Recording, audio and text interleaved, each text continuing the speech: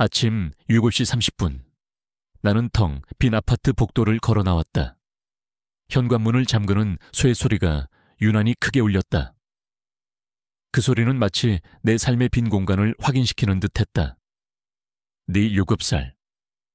이혼 3년 차. 나는 매일 아침 이 소리와 함께 하루를 시작한다. 회사에 가서 무의미한 보고서를 작성하고, 저녁이면 혼자 밥을 먹고, 주말에는 텔레비전을 보며 소파에 누워있다 잠이 든다. 누군가에게 내 삶을 설명한다면 그저 살아내는 것이라고 말할 것이다. 나는 한때 번듯한 가정을 꾸리고 사랑스러운 딸을 둔 평범한 가장이었다. 하지만 평범함은 그리 오래가지 않았다. 아내의 외도, 그리고 이어진 지리멸렬한 다툼 끝에 우리는 각자의 길을 택했다. 딸은 엄마를 따라갔다. 나는 반항하지 않았다. 이미 모든 것에 지쳐 있었으니까 그렇게 나는 혼자가 되었고, 내 삶은 한 장의 빛바랜 사진처럼 희미해졌다. 그녀, 우리 부장님을 만나기 전까지는 그랬다.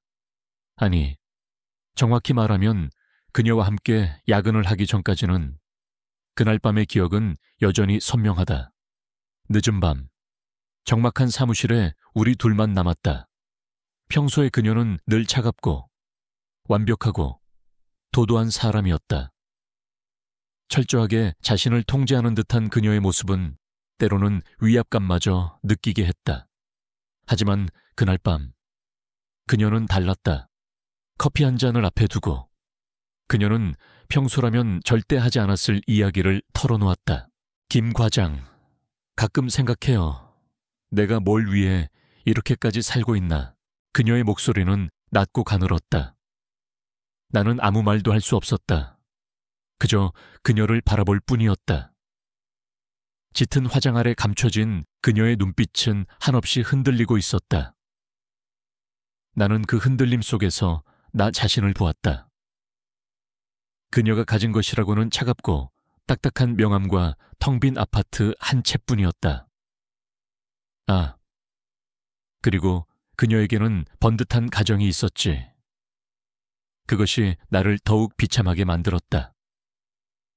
그녀의 입에서 나온 한마디 한마디는 내 심장을 찌르는 칼날 같았다. 그녀는 완벽한 포장지 안에 감춰진 썩은 내를 보여주었다. 그날 밤, 우리는 각자의 불행을 공유했다.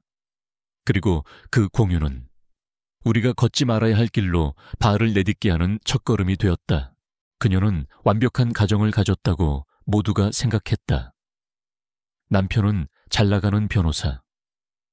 아이들은 좋은 학교에 다니는 우등생. 그녀는 회사에서 가장 성공한 여성 부장으로 불렸다. 하지만 그날 밤, 그녀는 나에게 말했다. 어쩌면 나는 내 인생에서 가장 중요한 것을 잃어버리고 사는 건지도 모르겠네요. 아니, 애초에 그런 게 있긴 했을까요? 나는 그녀의 말을 들으며 내가 잃어버렸다고 생각했던 것들이 사실은 한 번도 내 것이 아니었음을 깨달았다. 우리는 서로에게 위안이 되었다. 서로의 불행을 이해하고 서로의 외로움을 공감했다. 그 순간 나는 우리가 평생 비밀을 공유하며 살아갈 것임을 직감했다. 그녀가 내게 손을 내밀었을 때 나는 망설이지 않고 잡았다. 그건 단순한 위로가 아니었다. 그것은 거부할 수 없는 유혹이었고 구원이었다. 나는 그 유혹에 기꺼이 몸을 던졌다. 그녀는 내게서 위안을 얻고 나는 그녀에게서 내 존재의 이유를 찾았다. 그것은 시작이었다. 파멸을 향한 비극적인 사랑의 시작이었다. 나의 이야기는 여기서부터 시작된다. 모든 것을 잃어버린 한 남자가 모든 것을 가진 것처럼 보였던 한 여자를 만나 파멸에 이르는 이야기. 이 이야기는 흔한 불륜 이야기가 아니다. 외로움과 상실감, 그리고 인간의 나약함이 만들어낸 비극에 대한 기록이다. 평일 오전 8시 30분. 나는 회사 사무실에 도착했다. 내 자리는 복도와 가장 가까운 구석에 있었다. 그곳은 내가 세상의 모든 소음으로부터 숨을 수 있는 유일한 공간이었다. 나는 서둘러 컴퓨터를 켜고 엑셀 파일을 열었다. 숫자들이 내 눈앞에서 춤을 추듯 흘러갔지만 그것들은 아무런 의미도 없었다. 그저 시간을 채우기 위한 형식적인 동작일 뿐이었다. 그녀. 이현주 부장님은 늘 9시 정각에 출근했다. 그녀가 복도를 걸어오는 소리가 들리면 사무실의 모든 사람들은 일제히 긴장했다. 굽 높은 구두 소리는 마치 군대 행진곡처럼 규칙적이고 단호했다. 검은색 정장, 재킷에 펜슬, 스커트를 입은 그녀는 늘 완벽했다. 흐트러진 머리카락 한 올 없이 깔끔하게 묶은 포니테일. 옅은 미소 아래 숨겨진 차가운 눈빛. 사람들은 그녀를 철의 여인이라 불렀다. 이 부장님은 남들과 섞이지 않았다. 점심시간에도 늘 혼자였다. 아니, 혼자가 아니라 다른 부서 부장들과 함께 식사를 했다. 그녀의 밥상은 늘 비즈니스 미팅의 연속이었다. 사람들은 그녀의 성공을 칭송했다. 역시 이 부장님이야. 저렇게까지 해야 성공하는 거라니까. 그들은 그녀가 가진 것을 부러워했지만 아무도 그녀가 잃은 것을 알지 못했다. 나와 이 부장님 사이에는 어떠한 교류도 없었다. 나는 그저 조용히 내 일을 하는 평범한 김 과장이고 그녀는 내게 일을 지시하는 부장이었다. 회의실에서 내 발표를 듣는 그녀의 눈빛은 늘 무표정했다. 칭찬도, 비난도 없었다. 그저 알겠습니다. 다음이라는 말이 전부였다. 그런 그녀가 나에게 먼저 말을 건넨 것은 그날 밤이 처음이었다. 모두가 퇴근한 저녁 9시, 야근에 지쳐 꾸벅꾸벅 졸고 있던 나는 그녀의 목소리에 정신이 번쩍 들었다. 김 과장, 이것 좀 도와줄 수 있어요. 그녀는 한 손에 커피 2잔을 들고 있었다. 내게 내밀어진 따뜻한 종이컵을 보며 나는 잠시 멍해졌다. 그녀는 늘 차가운 얼음 같은 사람이었는데, 네, 부장님, 무슨 일이십니까? 나는 무의식적으로 딱딱하게 대답했다. 그녀는 내 자리 맞은편에 있는 빈 책상에 앉았다. 이 보고서 말인데, 내가 좀 더 손을 봐야 할 것 같아서요. 내일까지 마무리해야 하는데, 시간이 빠듯하네요. 그녀의 눈은 피곤으로 가득 차 있었다. 평소에 날카로운 눈빛은 온데간데 없고 그저 짙은 그림자만이 드리워져 있었다. 우리는 말없이 보고서를 검토했다. 엑셀의 숫자들을 다시 계산하고 그래프를 수정했다. 시간은 자정을 향해 흘러갔다. 정적 속에서 나는 그녀의 존재를 느꼈다. 늘 멀게만 느껴졌던 그녀가 지금은 손만 뻗으면 닿을 거리에 있었다. 문득 그녀의 손을 보았다. 가느다란 손가락에는 결혼 반지가 빛나고 있었다. 그 반지는 마치 그녀가 가진 완벽한 삶의 증거 같았다. 자정이 넘어서야 우리는 작업을 마쳤다. 고생했어요. 김 과장, 그녀가 나지막이 말했다. 나는 별 말씀을요. 부장님도요. 하고 대답했다. 자리에서 일어나는 그녀는 비틀거렸다. 나는 무의식적으로 그녀를 부축했다. 그녀의 몸은 생각보다 가늘고 약했다. 부장님, 괜찮으십니까? 그녀는 고개를 저었다. 괜찮아요. 그냥 좀 피곤해서요. 그녀는 문득 창밖을 바라보았다. 창밖은 칠흑같이 어두웠다. 그녀의 눈동자도 어둠이 가득 차 있었다. 그리고 그 순간 그녀의 휴대폰이 울렸다. 그녀는 잠시 망설이더니 전화를 받았다. 네, 여보, 아직 회사야. 응, 좀 더 늦을 것 같아. 미안. 그녀의 목소리는 너무나도 차분했다. 하지만 나는 그녀의 눈빛에서 미세한 떨림을 보았다. 전화를 끄는 그녀는 한참 동안 아무 말 없이 서 있었다. 그리고는 돌아서서 내게 물었다. 김 과장은? 결혼 생활이 어땠어요? 나는 당황했다.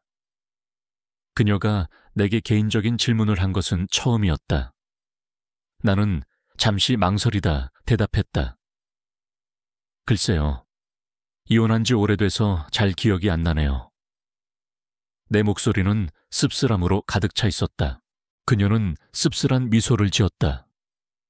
나는 매일매일이 똑같아요. 숨막히는 가면을 쓰고 사는 것 같달까.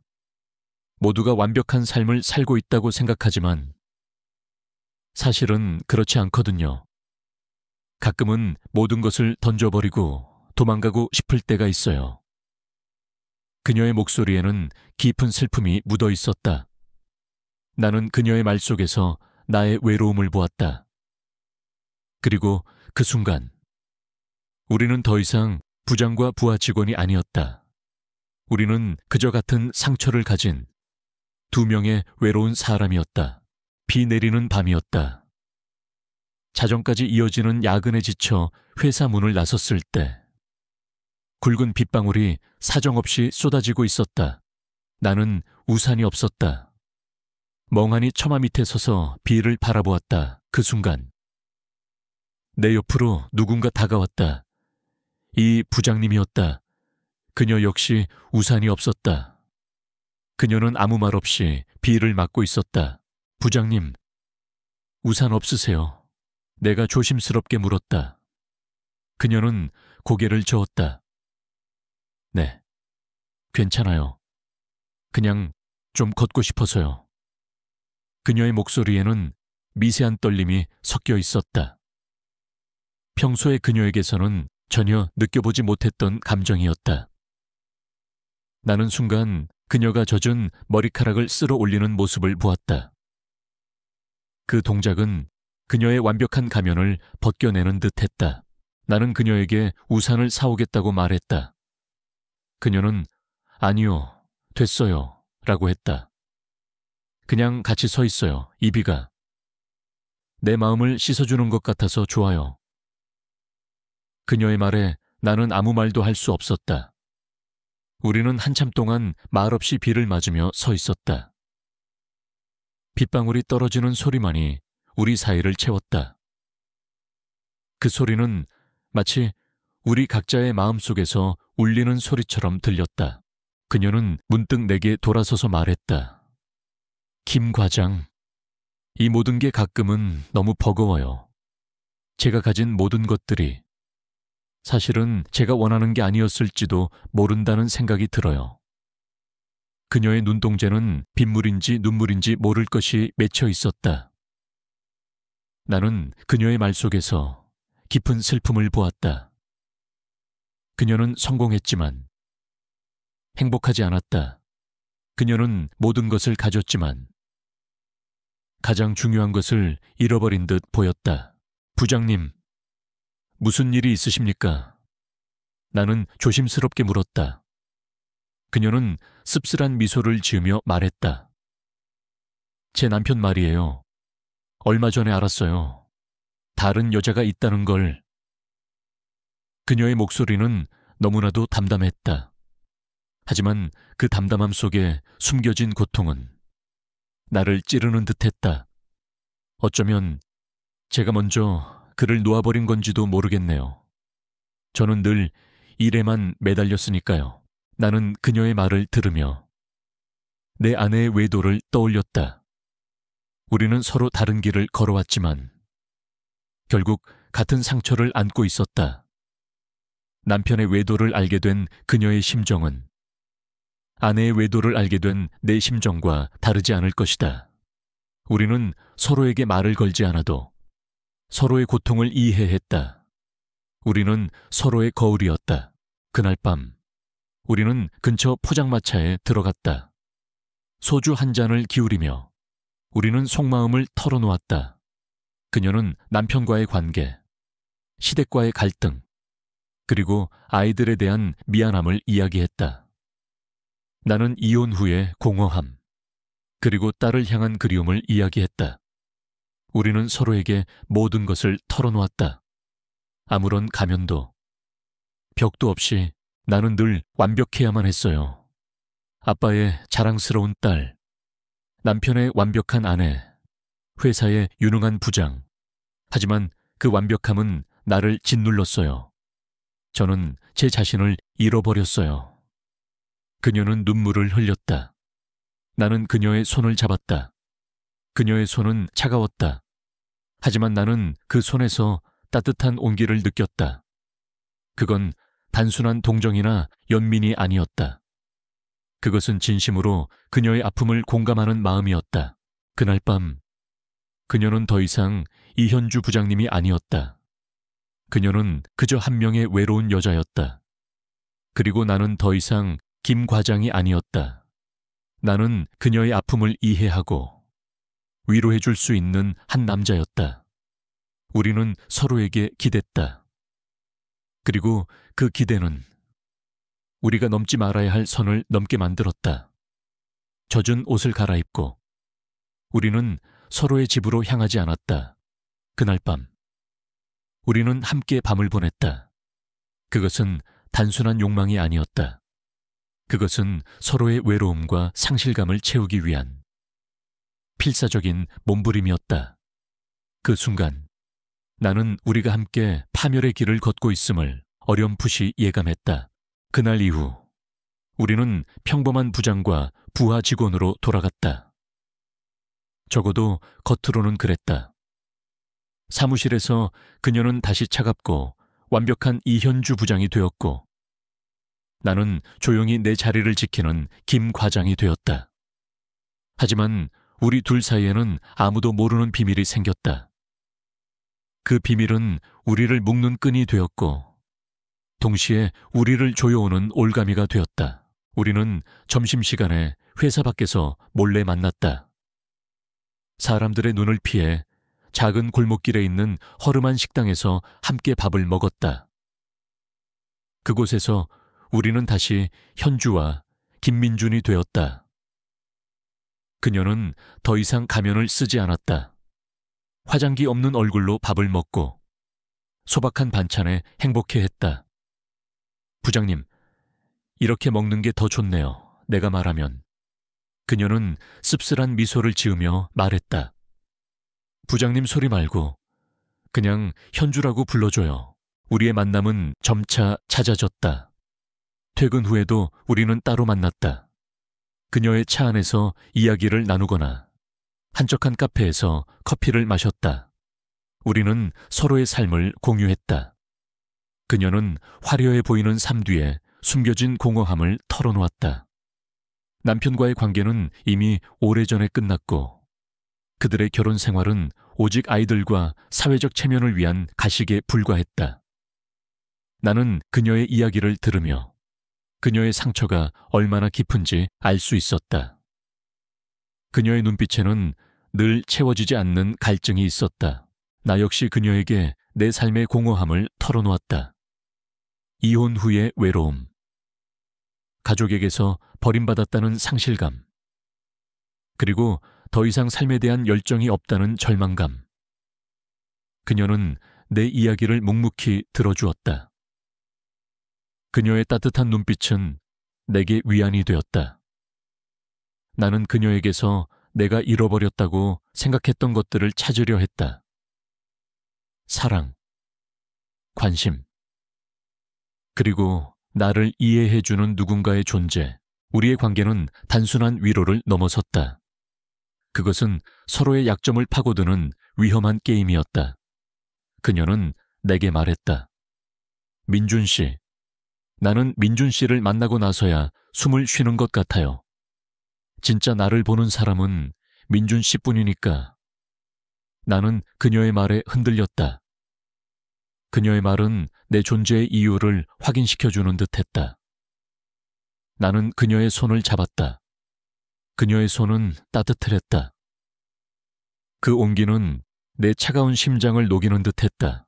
하지만 그 온기는 동시에 뜨거운 불길이기도 했다. 우리는 우리가 걷고 있는 길이 얼마나 위험한지 알고 있었다. 그녀는 말했다. 우리가 이렇게 만나는 건 언젠가는 들통날 거야. 그럼 모든 게 끝이 나겠지. 나는 그녀의 불안감을 덜어주기 위해 말했다. 괜찮아요. 아무도 모를 거예요. 우리가 조심하면 돼요. 그러나 나는 마음속으로 알고 있었다. 이것은 영원할 수 없다는 것을. 우리는 서로에게 점점 더 깊이 의존하게 되었다.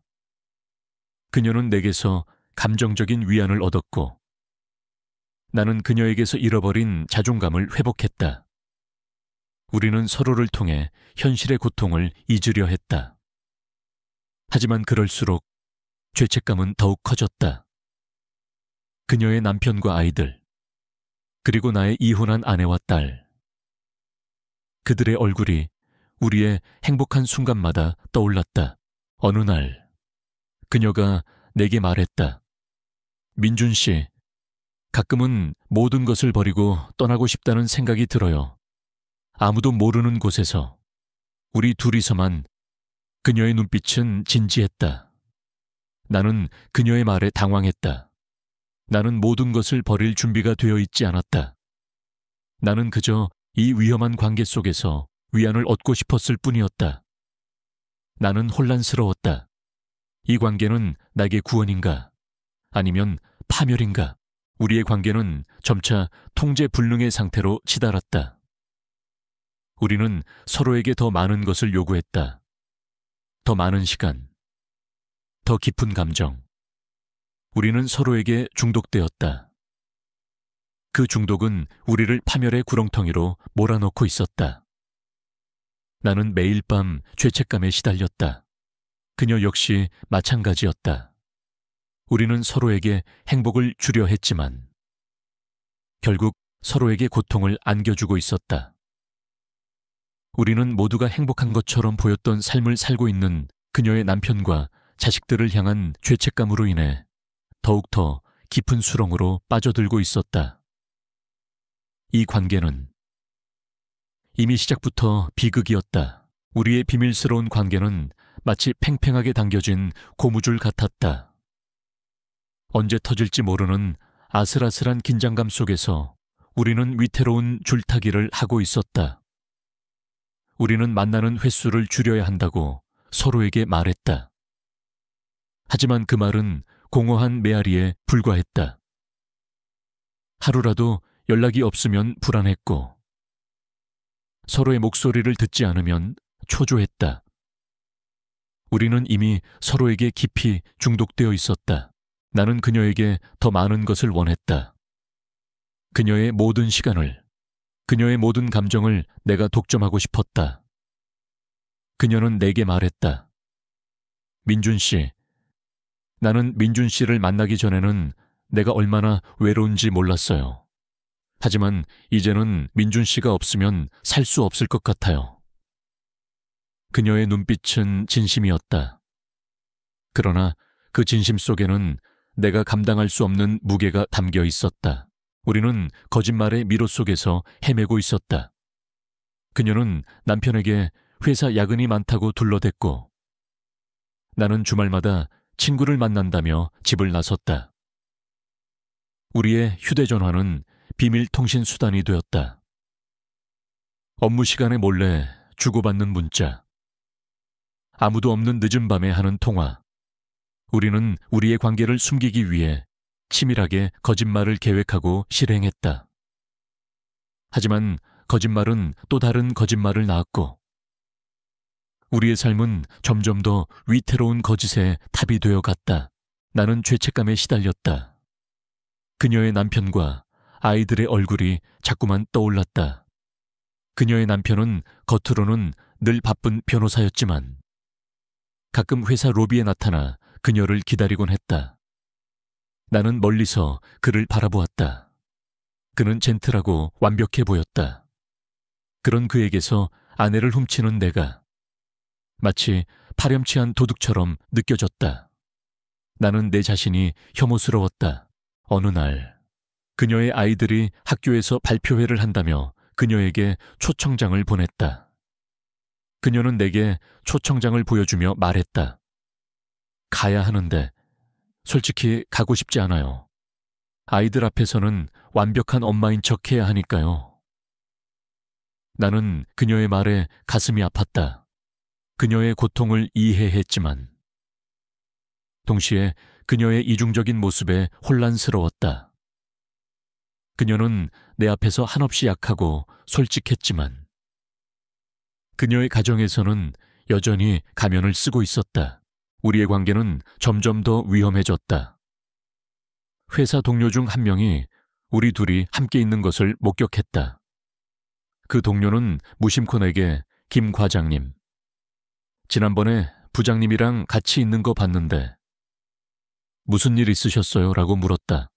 나는 심장이 철렁했다. 아, 야근하고 밥 한 끼 같이 먹었어. 나는 아무렇지 않은 척 대답했지만 손은 떨리고 있었다. 그날 이후 나는 동료의 눈빛을 피하게 되었다. 모든 사람이 나를 의심하는 것 같았다. 그녀 역시 불안해했다. 민준 씨, 혹시 우리 관계가 소문난 거 아니겠죠? 그녀는 하루에도 몇 번씩 내게 물었다. 나는 그녀를 안심시키려 노력했지만 나 역시 불안하기는 마찬가지였다. 우리의 관계는 더 이상 우리 둘만의 비밀이 아니었다. 그것은 언제 터질지 모르는 시한폭탄이 되었다. 우리는 서로에게 점점 더 많은 것을 요구하며 파멸의 길을 걷고 있었다. 우리는 서로를 위안 삼아 현실에서 도망치려 했지만 그럴수록 현실의 족쇄는 더욱 우리를 조여왔다. 나는 그녀와의 관계를 끊어야 한다고 생각했다. 하지만 그녀의 눈빛을 보면, 그녀의 손을 잡으면 나는 모든 것을 잊고 다시 죄의 유혹에 빠져들었다. 우리는 깊은 늪에 빠진 두 사람과 같았다. 서로를 잡고 올라오려 했지만 결국 서로를 끌어당겨 더 깊은 수렁으로 빠져들고 있었다. 이 관계의 끝은 결국 비극일 것이라는 것을 우리는 본능적으로 알고 있었다. 우리는 서로에게서 멀어져야 했다. 하지만 그럴 용기가 없었다. 우리는 이미 너무 늦어버렸다. 회사 복도는 언제나처럼 분주했다. 사람들은 각자의 일에 몰두하며 바쁘게 움직였다. 하지만 나는 모든 것이 슬로우 모션으로 움직이는 것처럼 느껴졌다. 내 시야는 온통 그녀에게로 향해 있었다. 그녀는 회의실에서 고객사와 중요한 미팅을 하고 있었다. 완벽하게 차려입은 정장, 능숙한 프리젠테이션, 자신감 넘치는 목소리. 사람들은 그녀를 보며 감탄했다. 나는 그런 그녀의 모습이 낯설면서도 동시에 내게만 보여주는 그녀의 약하고 불안한 모습 때문에 더욱 특별하게 느껴졌다. 그날 오후 나는 인사부장에게 불려갔다. 김 과장, 요즘 이 부장님하고 자주 야근하나 봐. 그의 목소리는 평범했지만 그 안에 숨겨진 의미는 날카로운 칼날 같았다. 나는 심장이 쿵 하고 떨어지는 것을 느꼈다. 아, 네, 프로젝트 때문에요. 나는 겨우 침착하게 대답했다. 그래, 일도 좋지만 너무 무리하지 마. 요즘 회사에 소문이 좀 안 좋아서 말이야. 인사부장의 눈빛은 나를 꿰뚫어보는 듯했다. 나는 식은땀을 흘렸다. 소문이 돌기 시작한 것이다. 그날 이후 나는 그녀의 눈치를 살폈다. 그녀 역시 불안해하는 기색이 역력했다.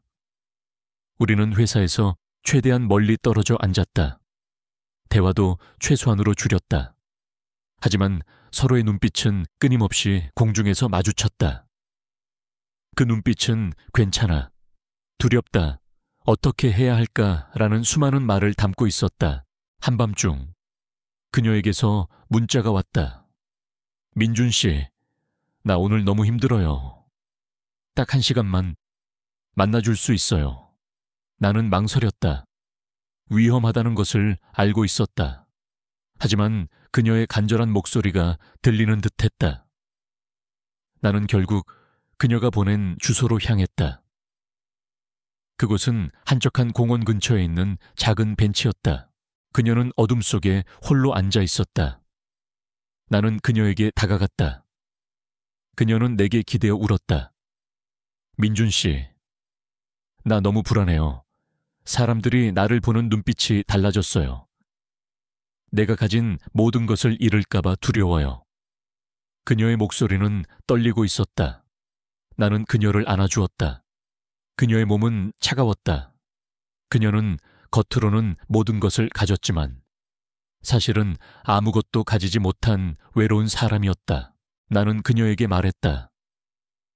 부장님, 우리 이제 그만해요. 더 이상은 위험해요. 그녀는 고개를 저었다. 싫어요. 민준 씨까지 나를 떠나면 나는 정말 혼자가 될 거예요. 그녀의 말에 나는 죄책감과 동시에 연민을 느꼈다. 나는 그녀를 놓을 수 없었다. 그녀는 내가 살아가는 이유가 되었으니까. 그때 그녀의 휴대폰이 울렸다. 그녀는 서둘러 전화를 받았다. 네, 여보, 응, 나 지금 회사 근처야. 아, 미안. 좀 더 늦을 것 같아서 전화하려고 했어. 그녀는 나를 보며 거짓말을 했다. 나는 그녀의 거짓말을 들으며 우리가 얼마나 깊은 수렁에 빠져 있는지 다시 한번 깨달았다. 그녀는 전화를 끊고 나에게 말했다. 아이들이 보고 싶대요. 빨리 들어가 봐야 할 것 같아요. 나는 그녀의 차가 출발하는 것을 바라보았다. 그녀의 뒷모습은 너무나도 작고 외로워 보였다. 나는 그 자리에서 한참 동안 멍하니 서 있었다. 그날 밤, 나는 모든 것을 끝내야 한다고 결심했다. 이 관계는 더 이상 우리에게 구원이 아니었다. 그것은 서로를 파멸로 이끄는 독이었다. 하지만 나는 그녀를 잃을까 두려웠다. 그녀를 잃으면 나는 다시 예전의 공허한 삶으로 돌아갈 것이다. 나는 그녀를 사랑했다. 하지만 그 사랑은 모든 것을 파괴할 것이다. 나는 혼란스러웠다. 다음 날 아침, 그녀가 출근하지 않았다는 소식이 들렸다. 그리고 곧이어 그녀의 남편이 회사로 찾아왔다는 소문이 돌았다. 나는 불안감에 휩싸였다. 모든 것이 끝날 것임을 직감했다. 인사팀장이 나를 불렀을 때 나는 올 것이 왔다는 것을 직감했다. 그의 표정은 굳어 있었고 눈빛은 차가웠다. 그는 내게 서류 한 뭉치를 내밀었다. 그것은 이 부장님의 사직서였다. 서류에는 삐뚤빼뚤한 글씨로 일신상의 사유라고 쓰여 있었다. 나는 그것을 보며 심장이 얼어붙는 듯한 고통을 느꼈다. 이 부장님 남편분이 어제 회사에 오셨더군. 본인은 없었지만 부장님 책상에서 자네와 주고받은 메시지를 발견했나 보더군. 인사팀으로 찾아와 난동을 부리고 결국 이 부장님이 사직서를 제출했네. 인사팀장은 담담한 목소리로 말했다. 그러나 그의 말은 내게 비수처럼 꽂혔다. 내가 보냈던 그 달콤하고 은밀했던 문자 메시지들이 이제 그녀를 파멸로 이끈 증거가 된 것이다. 나는 아무 말도 할 수 없었다. 내 머릿속은 텅 비어버렸다. 그녀가 내게 보냈던 사랑해요 라는 메시지, 보고 싶어요 라는 메시지가 떠올랐다. 그 문자들이 그녀의 남편에게 읽혔을 것을 생각하니 수치심과 죄책감에 몸이 떨렸다. 나는 그녀에게 구원이 되고 싶었지만 결국 그녀의 모든 것을 빼앗아버린 파멸의 씨앗이 되었다. 그날 오후 나는 그녀에게 전화를 걸었다. 그녀의 전화기는 꺼져 있었다. 그녀의 집으로 찾아갔다. 벨을 눌렀지만 아무도 나오지 않았다. 나는 그녀의 집 문 앞에서 한참을 서성였다. 그녀는 어디로 간 걸까? 그녀는 지금 어떤 심정일까? 내 가슴은 찢어질 듯 아팠다. 다음 날 나는 다시 회사에 출근했다. 사람들은 나를 피했다. 그들의 눈빛에는 연민과 경멸이 뒤섞여 있었다. 나는 고개를 숙인 채 내 자리에 앉았다. 그녀의 빈자리를 바라보았다. 늘 완벽하게 정돈되어 있던 그 자리에는 아무것도 없었다. 그녀의 명패도, 그녀가 늘 쓰던 펜도, 그녀의 차가운 향기도, 모든 것이 사라져 있었다. 나는 그녀의 빈자리를 보며 그녀가 내게 했던 마지막 말을 떠올렸다. 민준 씨, 나 너무 불안해요. 내가 가진 모든 것을 잃을까봐 두려워요. 그녀의 불안감은 현실이 되었다. 그녀는 모든 것을 잃었다. 성공한 커리어, 완벽한 가정, 그리고 그녀가 사랑했던, 아니, 사랑했다고 믿었던 한 남자. 그녀는 내게서 도망쳤다. 내가 그녀를 파멸로 이끌었다는 것을 알고 있었기 때문일 것이다. 한 주가 지나고 나는 그녀에 대한 소문을 들었다. 그녀가 남편과 이혼했고 아이들은 남편이 데려갔다고 했다. 그녀는 모든 것을 잃었다. 나는 죄책감에 잠을 이룰 수 없었다. 그녀에게 전화하고 싶었지만 그녀에게 어떤 위로의 말을 건넬 수 있을까? 내가 그녀에게 건넬 수 있는 말은 아무것도 없었다. 나는 그저 그녀의 불행을 가속화시킨 장본인이었으니까. 나는 내 삶의 모든 것이 무너져 내리는 것을 느꼈다. 직장에서는 따돌림을 당했고 사람들의 수군거림은 나를 옥죄었다. 나는 결국 회사를 그만두었다. 그녀와의 관계가 시작되기 전으로 돌아가고 싶었다. 모든 것을 되돌리고 싶었다.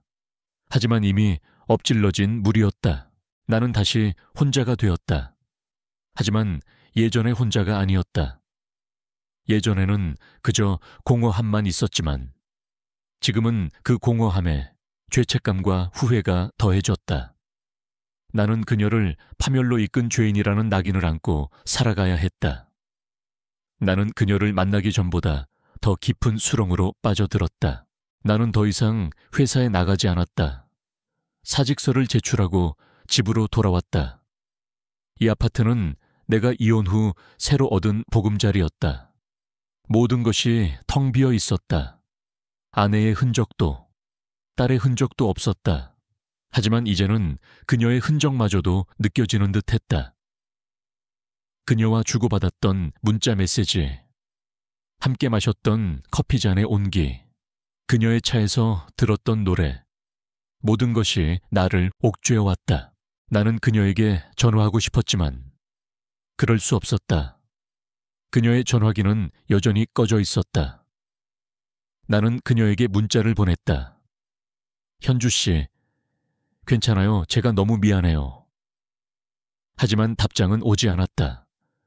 나는 내가 그녀에게 얼마나 큰 상처를 주었는지, 그리고 그녀가 얼마나 큰 고통을 겪고 있을지 상상했다. 그녀는 나 때문에 모든 것을 잃었다. 나는 그녀의 삶을 파괴한 괴물이었다.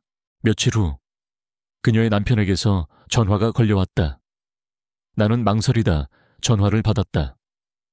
그의 목소리는 차갑고 단호했다. 김민준 씨 맞으시죠?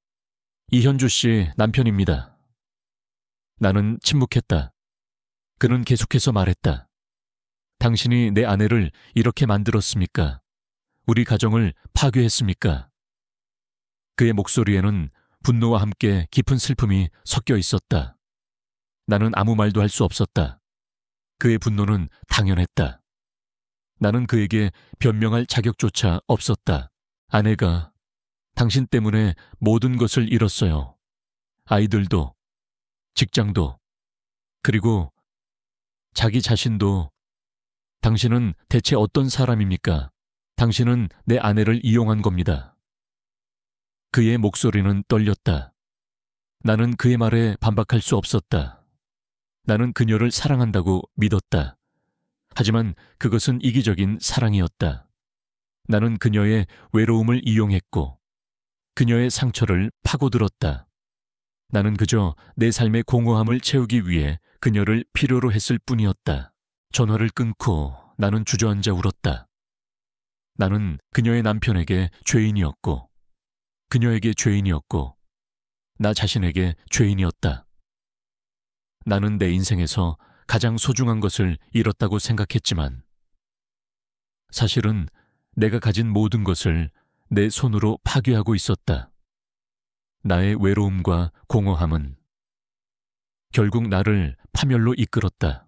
나는 매일 밤 술에 취해 잠들었다. 술에 취하면 잠시나마 그녀를 잊을 수 있었다.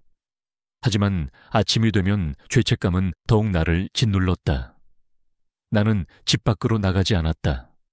세상의 모든 사람들이 나를 손가락질하는 것 같았다.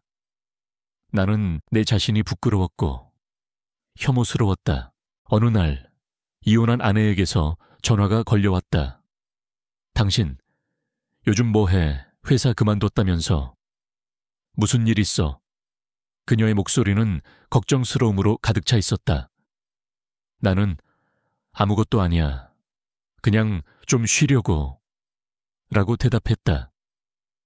그녀는 잠시 망설이더니 말했다. 딸이, 아빠 보고 싶대. 한번 보러 올래. 나는 망설였다. 나는 딸을 볼 자격이 없었다. 나는 부끄러운 아빠였다. 다음에 갈게. 나는 그렇게 말하고 전화를 끊었다. 나는 내가 얼마나 초라한 사람인지 다시 한번 깨달았다. 나는 한때 사랑했던 아내에게도, 사랑스러운 딸에게도 부끄러운 존재였다. 나는 창밖을 바라보았다. 사람들은 웃고 떠들고 각자의 삶을 살고 있었다. 그들의 삶은 평화로워 보였다. 나는 그들의 삶 속으로 다시 들어갈 수 없었다. 나는 내가 만든 감옥에 갇혀버렸다. 그리고 그 감옥은 그녀가 파멸에 이르는 과정을 지켜본 나 자신에게 가장 끔찍한 형벌이었다. 내가 회사에서 퇴직한 지 2달이 지났다. 나는 여전히 집 밖으로 나가지 않았다. 나는 세상으로부터 숨어 있었다. 그녀에게서 어떤 연락도 오지 않았다. 그녀의 소식을 알 수 있는 방법도 없었다. 나는 그녀의 이름을 포털 사이트에 검색해 보았다. 그녀에 대한 뉴스는 없었다. 그녀는 세상에서 사라진 것처럼 보였다.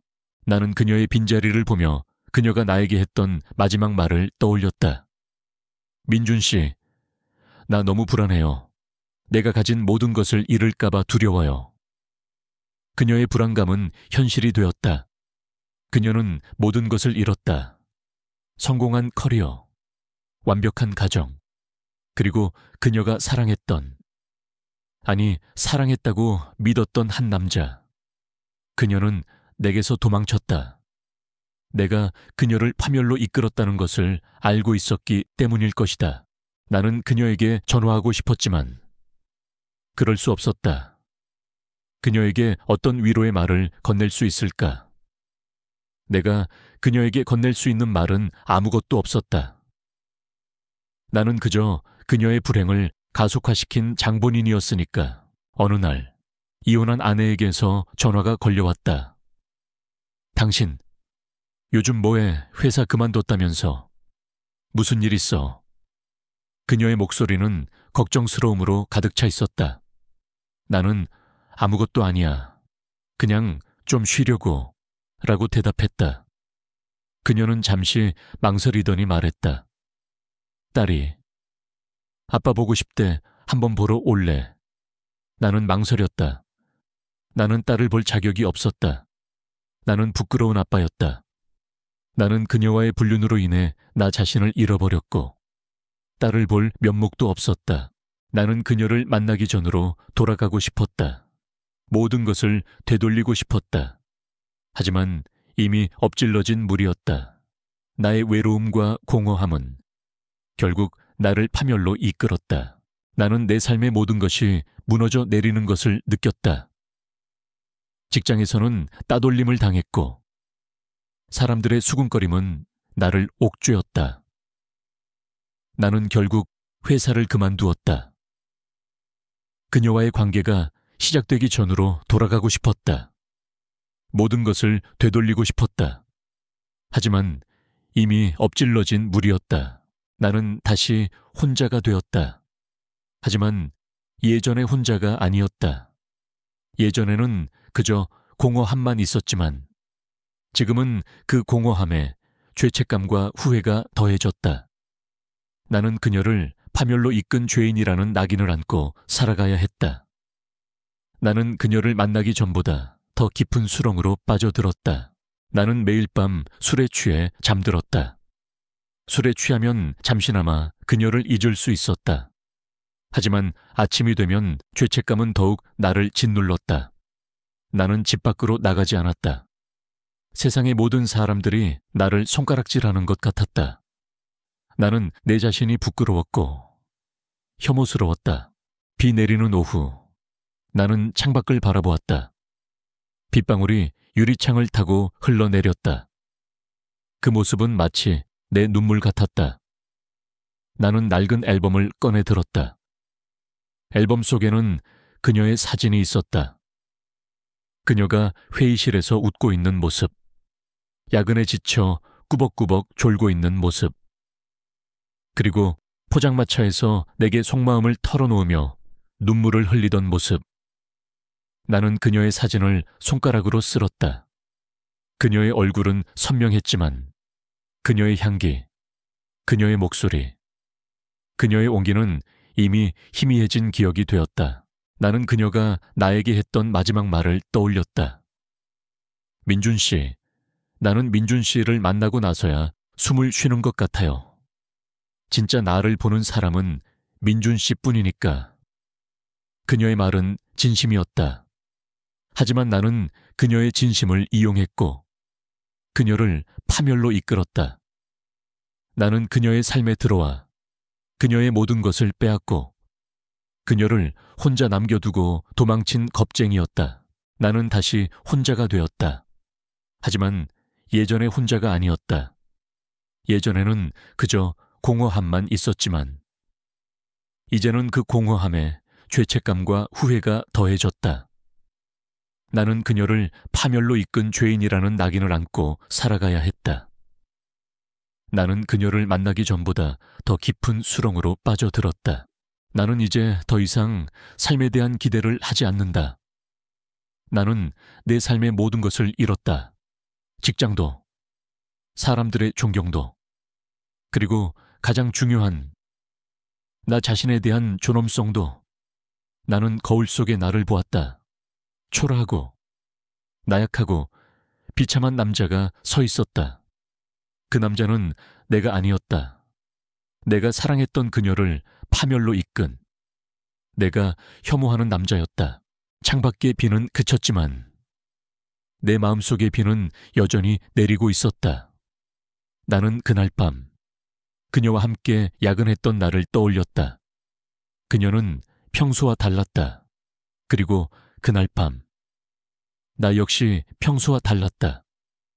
우리는 서로에게 위안을 주었고 서로에게서 구원을 찾았다. 하지만 그 구원은 신기루와 같았다. 결국 우리는 서로를 파멸로 이끌었다. 나는 그녀를 다시 만날 수 없을 것이다. 그리고 나는 그녀를 찾지 않을 것이다. 나는 그녀에게 남겨줄 수 있는 것이 아무것도 없다. 나는 그저 이 비극적인 사랑의 결말을 혼자서 감당해야 한다. 나는 이 삶의 모든 고통을 내가 저지른 죄에 대한 대가로 받아들일 것이다. 나는 그녀의 비극적인 삶을 뒤로하고 나 홀로 이 세상에 남겨졌다. 영원히